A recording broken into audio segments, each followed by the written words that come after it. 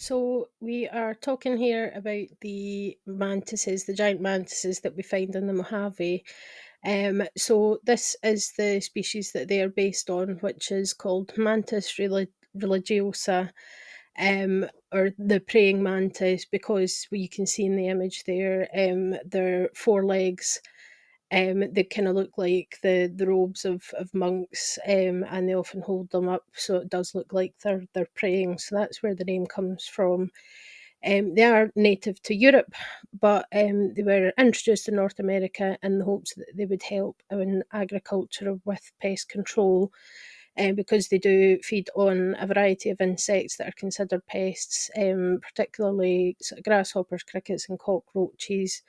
They're ambush predators, which means that they hide and wait for prey to get close to them and then strike.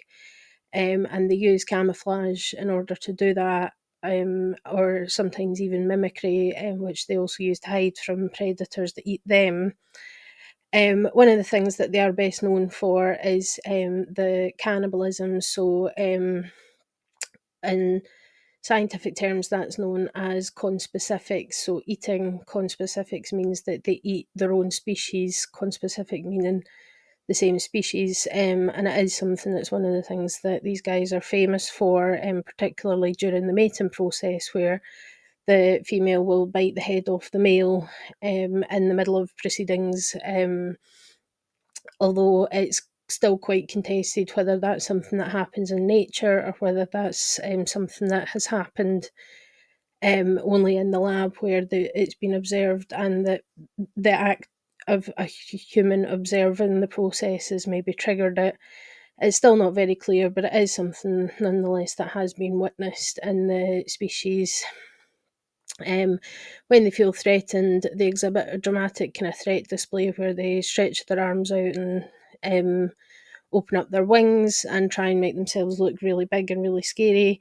And that's something that we do see in Fallout New Vegas. So when they detect you, they'll often do that pose, and you'll see them doing that.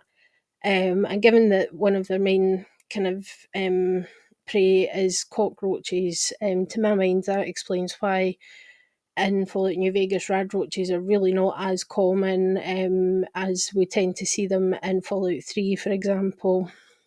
I think a big reason for that is because of the mantises, because they have they pop up all over the place, and they might well be responsible for keeping the radroach population lower than it is in places where the giant mantises don't really exist.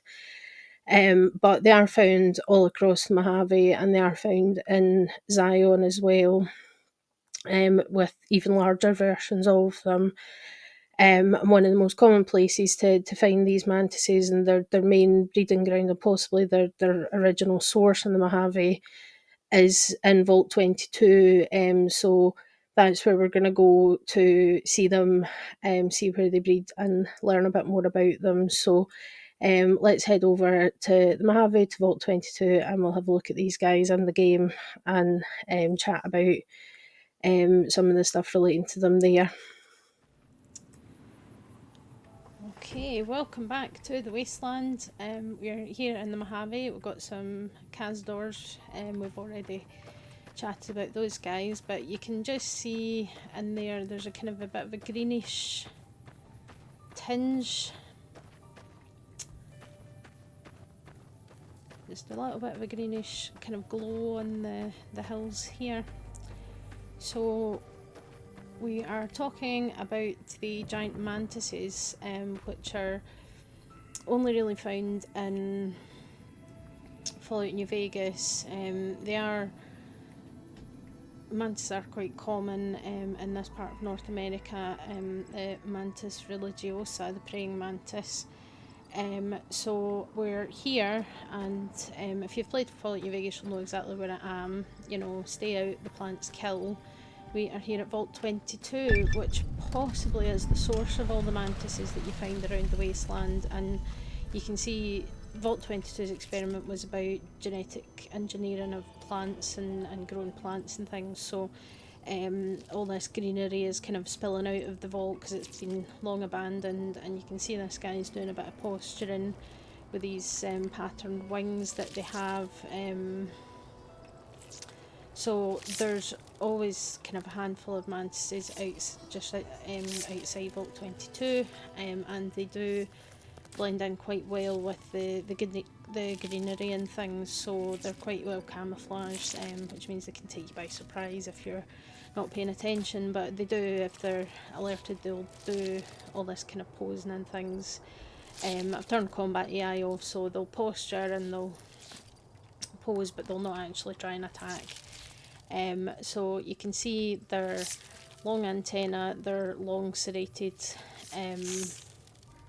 arms, and see these patterned wings. Again, they don't really seem to fly, but they have got the wings and things, and then this kind of long abdomen and their big eyes, so quite creepy looking, I have to say.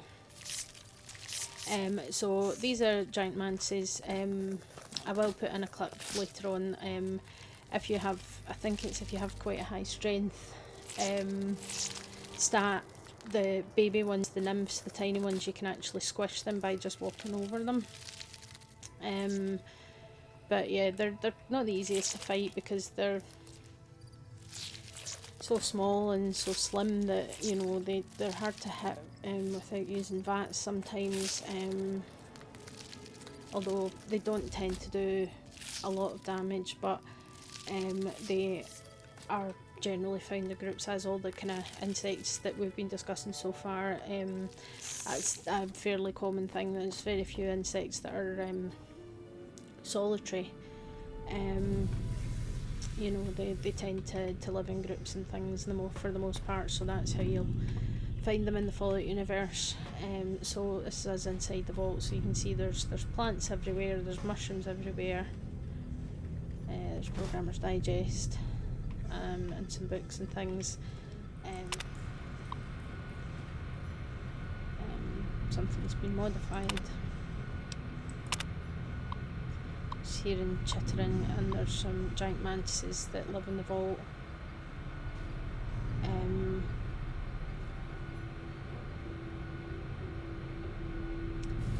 Yeah, so the mantises don't seem to mind her. Keely, if you don't know, Keely's a ghoul, so the mantises don't seem to mind, but she thinks, well, the other people that have been sent here that were supposed to be like experienced mercenaries, she doesn't see how a few insects would be enough to cause a problem, so she hasn't discovered the real kind of problem in this vault. You know, the mantises are kind of a minor thing, but yeah, you can see there's bits blocked off,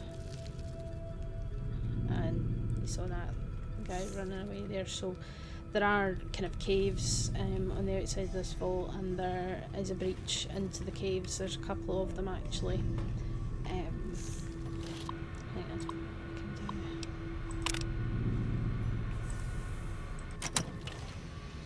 do. Actually, interestingly, it seems like Vault 4 kind of mirrored this significantly, except with fish. There we go, got more mantises posing, and you can kind of see them in the caves outside there. So this is where you would come if you were doing the quest for the thorn with Red Lucy. The first one she asks is free to get the giant mantis eggs, and this is the best place for you to get that. So yep, that's pretty much everything for this level. There's another spore carrier. There we go. And hello. Yes, you're very impressive.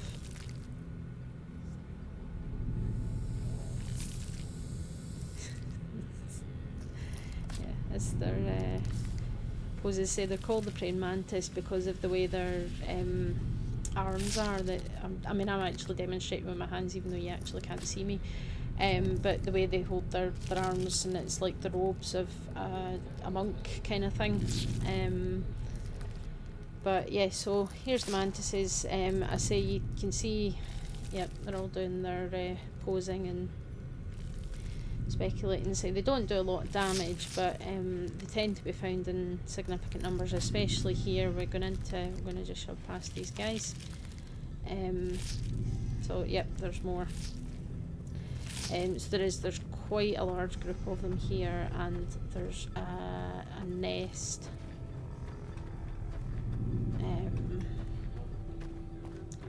Somewhere. Don't think it's here. Maybe it is. Oh yeah, that's how we got into the room that we saw earlier. So where it's blocked off from the vault side. So oxygen recycling is here. Is this is where you get the? Is this where you get the HEPA filters? Yeah. I might as well take them, they don't weigh anything. I mean, not helping the Brotherhood, but there you are. But yeah, so if you wanted to know how to get in here, yeah, you can see that when we came into the vault we were in there. Look at the size of these mushrooms. But the door's all blocked with like stuff, so you have to come through the cave, but that's where you find the HEPA filters if you are playing nice with Brotherhood of Steel. So that's how you get to that, but then we can go back down and we'll go the other way. From where we came into this place, because it's quite an extensive cave system. Hi guys, yes, I know you're all very impressive. Well done. That leads us into another part of the vault, I believe. Yes. So again, you can see this is where you get the eggs, and then there's a little tiny baby one doing these little tiny poses. Yeah, very well done. You've learned fast, little nymph. So, yeah, you get the mantis eggs from here for Red Lucy, and yeah, they have actually programmed in that you can squish the tiny ones by walking on them. So yeah, this is the female. So yeah, it's one thing about the mantises, and this is true in real life as well, is that the females tend to be bigger. And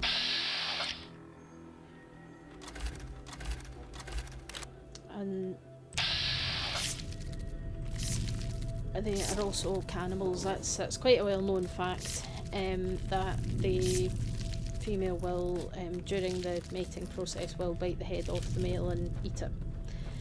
So they are absolutely known for eating what's called eating conspecifics, which basically means their own species, so cannibalism. I'm guessing this was a cave-in. So that's something that praying mantises are kind of famous for, really. It's a fact that I think most people probably have heard. And it is known that they do eat conspecifics, so they will eat their own kind.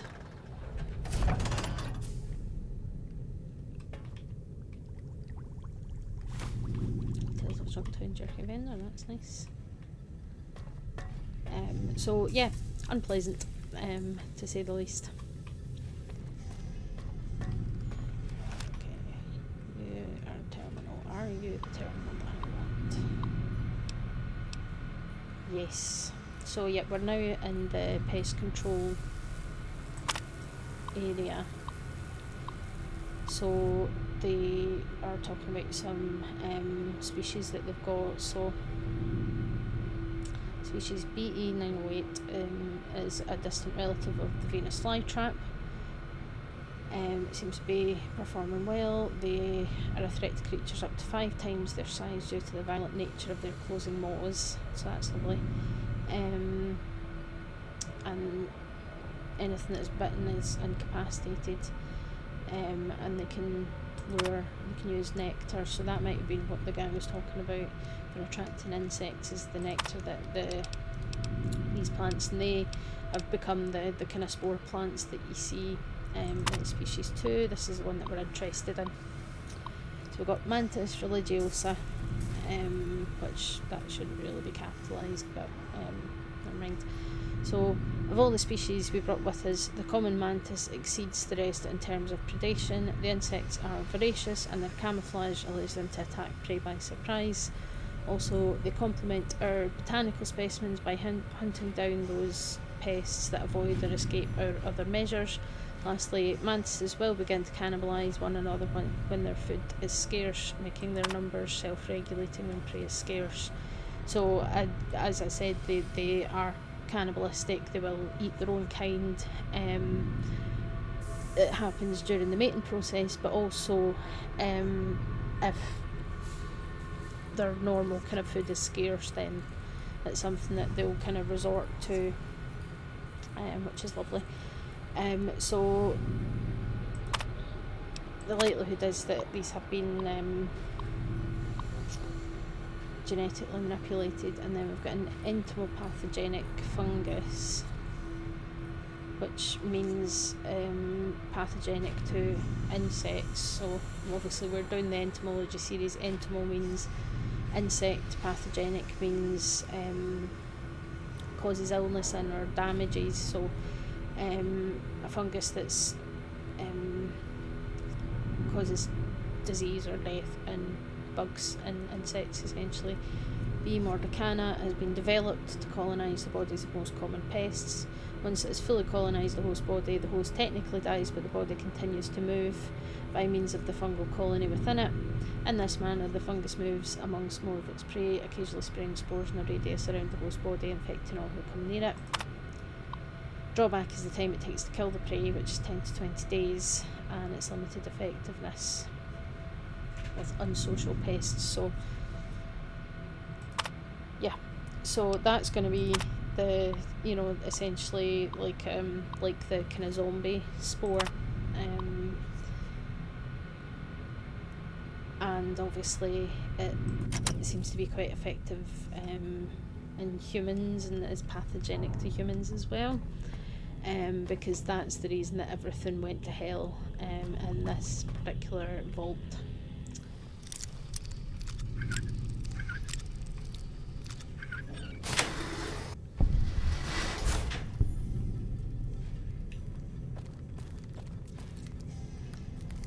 Hello.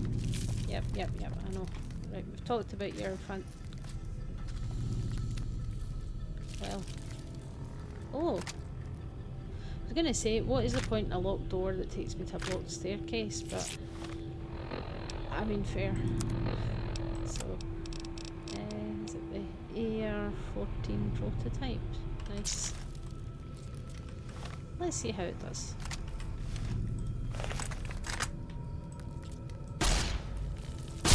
Ooh, beam laser. Nice. Okay, well that's fun. Totally random aside, but I'll maybe keep this in the video because I forgot that was even a thing. Yeah, behind the locked door there's a blocked staircase, but the skeleton at the bottom has a fancy laser rifle that has green, which would be higher energy than red. Right, well, thank you very much for listening. That pretty much covers us for the giant mantises, while these guys just kind of wander about there. Oh, you're doing your fancy pose.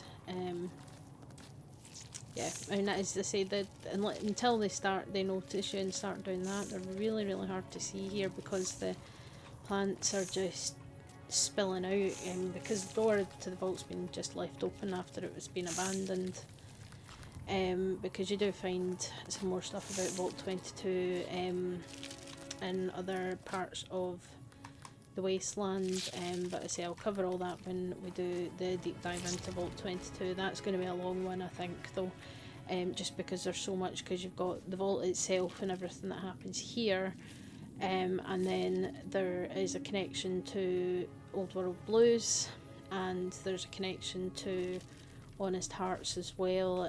Some of the dwellers from Vault 22 left and ended up in Zion Canyon, and that didn't really go well for anybody, to be honest. So it's Vault 22 is a big one, because it's definitely one of the vaults where, you know, probably the intended experiment wasn't actually that bad and was potentially beneficial, and then it all went to hell and bad things happened and terrifying monsters were created. And it's interesting, like, from the TV show, that Vault 4 seems to have kind of gone the same kind of a way, but apparently there's a hollowed out rock here. Oh, there we go. But yeah, so stay out, the plants kill, and of course you see that, and that's really hard to read. Something about miracle fertilizer made a profound impact on your ordinary life, and then some other random graffiti. I've never actually looked that close at this sign.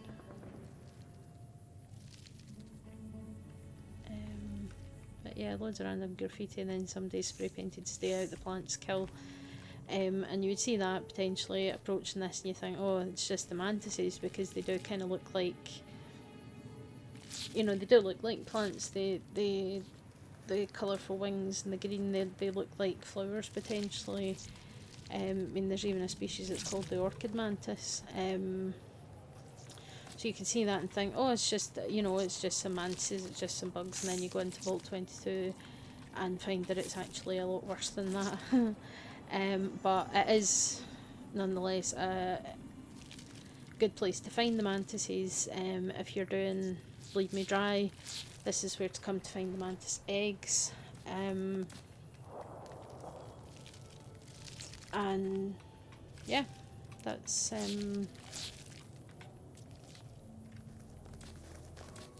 it's likely that because they were listed as a species that were involved with pest control, and they liked that idea because they would basically control their own numbers. So if they bred to the point where there was too many and food was scarce, they would just start eating each other instead. So and I think, as I speculated in the video about rad roaches, because well, you do see rad roaches in Fallout New Vegas compared to Fallout 3 and Fallout 4, you really don't see them anywhere near as much as you do in Fallout 3 and Fallout 4. In this game, you really don't, and the likelihood is the reason for that is because mantises do eat cockroaches, so there's every chance that the rad roach population is kind of controlled, because these guys have become so successful and so ubiquitous across the Mojave Wasteland that they're doing what Vault 22 intended them to do, and they're keeping the pests in check. So that's why you don't see the rad roaches anywhere near as much in this game, probably because there's mantises everywhere. I mean, they are one of the first enemies that you come across in this game. You know, you start at the beginning, depending on what order you do things, then you'll fight geckos with sunny smiles. Then you'll maybe take a wee trip up to the graveyard, and there's bark scorpion, unless Victor gets it first, and some bloatflies, and then you go into the schoolhouse and contend with some of these guys. So yeah, quite an interesting species. A little bit creepy, and you know, the cannibalism is a bit creepy, but then it's kind of not the only instance of that in the Fallout universe, that's for sure.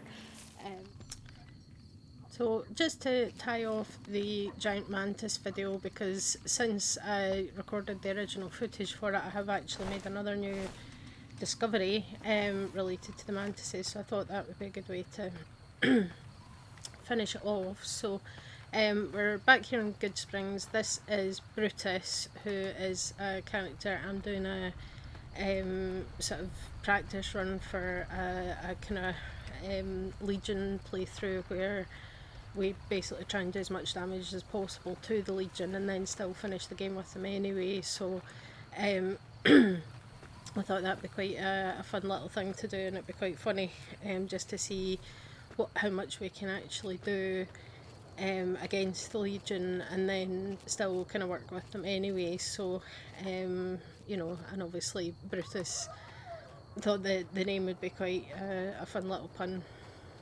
I'm a fan of silly little puns. But anyway, yeah, so we're back here in Good Springs. So this is something that I saw on a video, I believe, by TKS Mantis, who does a lot of Fallout content as well. So obviously in the schoolhouse, you come here at the beginning of the game to crack open this safe, which you generally want to do. Sorry, your cat's getting annoyed because I'm talking and not speaking to her. I'm busy. Yeah. So you know, to get into this safe, to get the stealth boy and everything. And there's a handful of mantises in here. It looks like their bodies have despawned since I killed them all, but you know, you come in here and this is generally your first encounter with the giant mantises, is coming in here. But what I didn't know, so the discovery that you can step on the babies like you would with bugs in real life was something that I only recently discovered, considering how long this game's been out. But apparently if you shoot the eggs, the uthicas, the egg sacs, then you find, there we go, bug stomper perk for stomping bugs. So yeah, if you shoot the uthica, the egg sacs, then all the mantises come out, and I didn't know that was a thing. So if you really want to stomp on as many giant mantis nymphs as possible.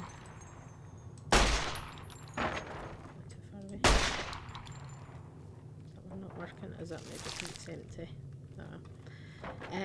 But yeah, so that's a thing that you can do if you really want to get your bug stomp perk, or you know, just destroy as many of the little critters as you possibly can. Turns out that's the thing in the game as well, which I didn't know.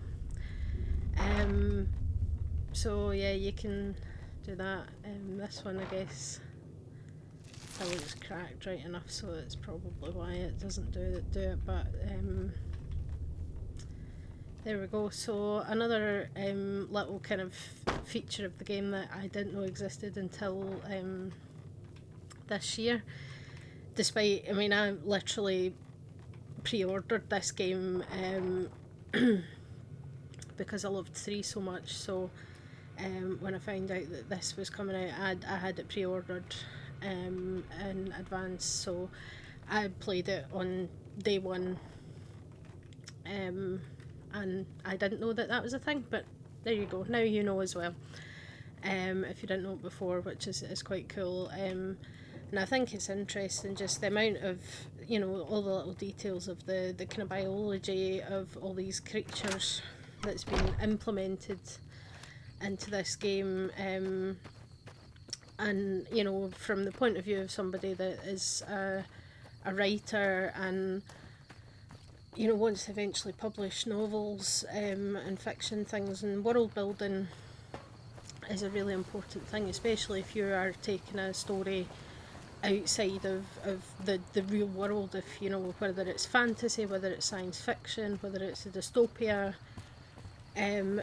you are having things that don't exist in the real world, like we have here, where everything's mutated, and there's super mutants, and there's, you know, giant scorpions and giant cockroaches and all the rest of it. But from the point of view of your audience or your reader,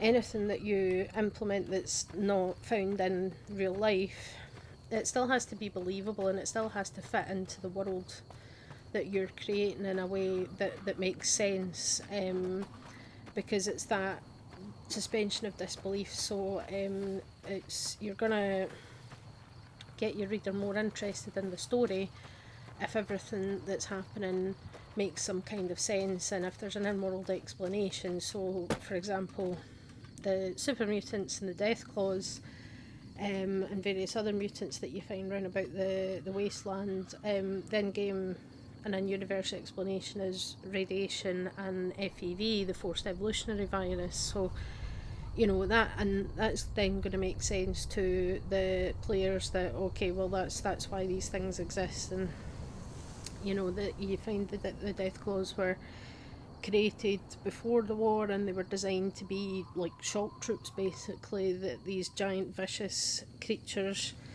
that they could just drop into a place and let them decimate the place, that kind of thing.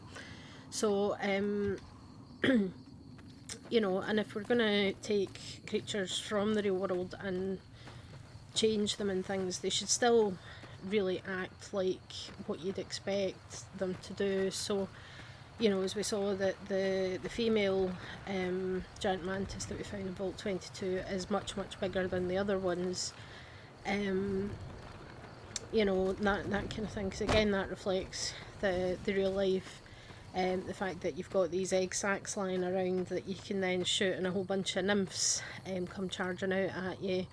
And as I've mentioned a couple of times, the kind of radroach population in the Mojave seems to be quite low compared to what you might expect, given how ubiquitous cockroaches are. And that there's the reason for that is probably the fact that these giant mantises have made their way across the entire wasteland. So they'll be, you know, because they've sized up same as the cockroaches have, and there's a good chance that they'll be keeping the population of radroaches under control a bit more than what you might find in other parts of the country. So yeah, it's really interesting, and this is why I want to talk about all this stuff. I say the biology and things is interesting to me because that's my area of expertise and things. You know, I know a lot about a lot of different animals. I've treated quite a variety, from giant African land snails right through to, you know, primates as well. I have operated on monkeys before. I've dealt with meerkat, which somebody thought was a good idea to keep as a pet, and it definitely wasn't a good idea. And I've treated lizards, I've treated snakes, I've treated tortoises and turtles. You know, I've dealt with ruminants as well, so, you know, I haven't seen many since I left vet school, since I graduated, but you know, I have treated a lamb, I've treated a goat.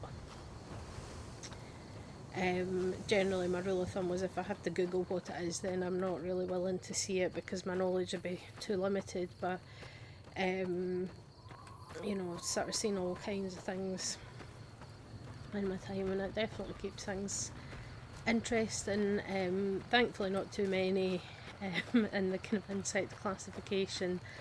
I'm learning quite a lot just from doing this series. There's some facts and stuff that I knew, like, I mean, everybody knows about the mantises and the biting the head off the male while they're mating and all the rest of it. And everybody knows the whole thing about cockroaches surviving a nuclear blast and things. But there's some stuff that I didn't know. Like, I didn't know that the tarantula hawk wasp was parasitic and laid its eggs inside its prey, which a lovely commenter told me about on the video about the cazadors. So as I'm learning things, and I'm quite enjoying that, and I'm enjoying sharing all the kind of facts and the knowledge and stuff with you guys. So hopefully this has been interesting. Thanks for listening, and you know, happy bug stomping in the wasteland if that's what you choose to do. It's yeah. So I say it's just great that I'm still learning stuff about this game this far down the line, like what, 14 years, and I'm still finding out new things that I didn't know were in this game, which is just amazing. So hopefully that's been fun and interesting for you, and we're kind of keeping with the cannibalism theme for this week, because the Fallout New Vegas playthrough, the Legion part, we have just done some stuff with the White Glove Society, so I figured the mantises fit quite nicely into that, since cannibalism seems to be the theme of the week. So there we go. If you liked it, and you like this sort of stuff, let me know in the comments. If there's anything specific you want to see next, let me know. Um, I just did take a bit of a break because I was unwell, but I'm back now to recording and to working on things. Got quite a lot in the pipeline, and there is also some fun stuff up on the blog as well. I'm going to be talking about the TV show and doing some in-depth kind of reviews and sharing my thoughts on the TV show and everything. So um, if you're interested in that, that's available on my website as well. So you can read a bit more there. And obviously, if you want to see more in this vein and want to kind of get updated whenever I upload, drop me a subscribe and hit the bell notification, and you'll get notified whenever I upload. I try and keep a sort of schedule on Tuesdays, Thursdays, and Saturdays, to kind of keep up with everything. So, yeah, and I'll see you all next time. Bye.